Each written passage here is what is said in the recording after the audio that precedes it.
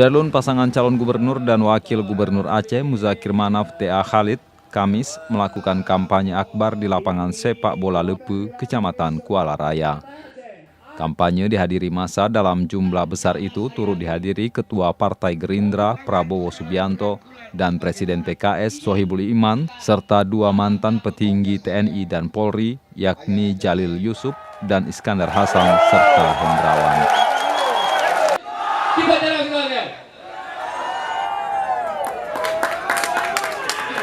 Kita beri contoh kepada seluruh dunia, saudara-saudara, kita perlu perdamaian untuk membangun kesejahteraan rakyat, saudara-saudara sekalian.